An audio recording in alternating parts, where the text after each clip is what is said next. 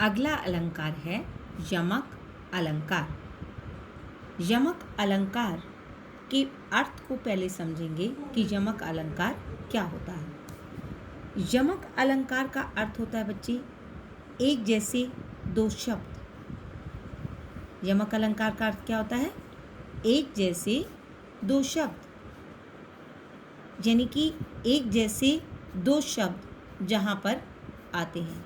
एक जैसे दो शब्द, एक जैसे दो शब्द जहाँ पर आते हैं वहाँ पर क्या होता है बच्चे? यमक अलंकार होता है। लेकिन एक जैसे शब्द तो आते हैं, लेकिन उन्हीं दोनों शब्दों का अर्थ क्या होता है? भिन्न भिन्न होता है, अर्थात अलग अलग होता है। अब यहाँ पर हमने परिभाषा क्या बनाई बच्चे? भिन्न भिन्न होता है। अब हम इस शब्द को समझते हैं, फिर इस परिभाषा को बना देंगे।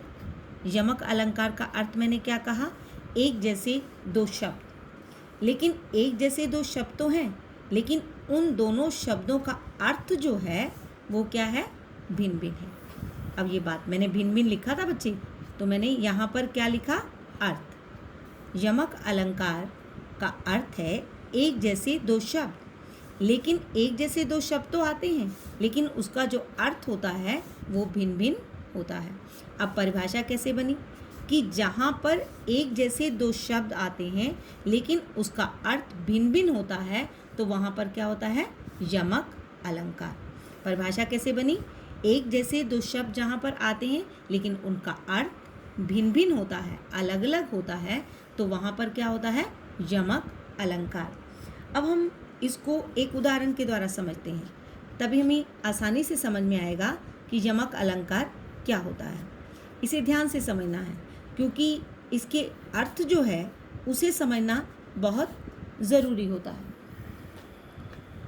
अब हमने समझना है कि उसका उदाहरण क्या है। मैंने कहा कनक कनक। मैंने शब्द को क्या लिखा? दो बार रिपीट किया, कनक कनक। कनक कनक ते सो गुनी। कनक कनक ते सो गुनी।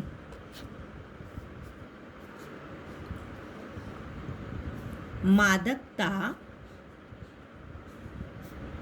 अधिकाय।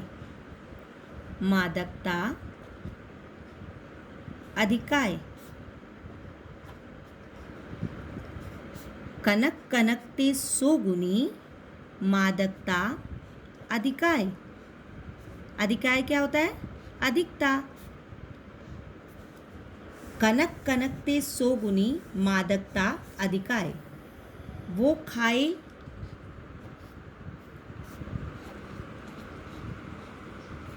वो खाए बोराए जग।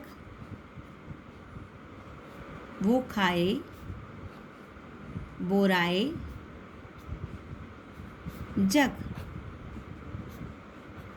वो खाए बोराए जग। या पाए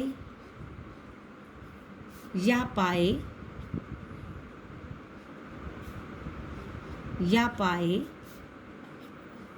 बोराए जग। वो खाए बोराए जग, वो पाए बोराए जग। अब यहाँ पर हमें ये समझना है कि वो खाए या पाए। अब पहले ये समझना है कनक कनक। इन दोनों, मैंने क्या कहा था बच्चे? यमक अलंकार के अंदर एक जैसे दो शब्द आते हैं। ये दोनों एक जैसे शब्द आ गए ना, कनक कनक। अब इन दोनों शब्दों का अर्थ अलग अलग है बच्चे। एक कनक का अर्थ है बच्चे सोना। एक कनक का अर्थ क्या है? सोना, अर्थात गोल्ड। और एक कनक का अर्थ है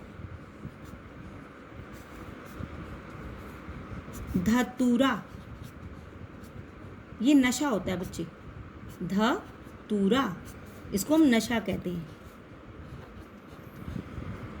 अब एक कनक का अर्थ सोना है और एक कनक का अर्थ नशा है। अब वो कहता है कि अगर सोने की अधिकता अधिक हो जाती है तो वह बोरा जाता है, अर्थात वह पागल हो जाता है। अगर नशे की अधिकता अधिक हो जाती है तो भी वो पागल हो जाता है, अर्थात किसी चीज़ की अधिकता जो है वो नुकसानदेह है। यहाँ पर एक शब्द के अर्थों को अलग अलग बताया गया है। यमक अलंकार को समझने के लिए हमें ये बात समझनी होगी कि एक जैसे दो शब्द हों लेकिन उसका अर्थ भिन्न भिन्न हो। कनक कनकते सो गुनी मादकता अधिकाए, वो पाए बोराए जग, या पाए बोराए जग।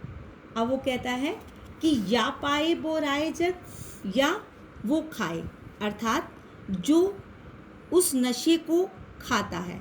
अर्थात नशा कई तरह का होता है, शराब को पीना, गुटखा खाना, इस तरह नशा एक यहाँ पर शब्द दिया गया है। वो खाए बोराए जग या पाए बोराए जग।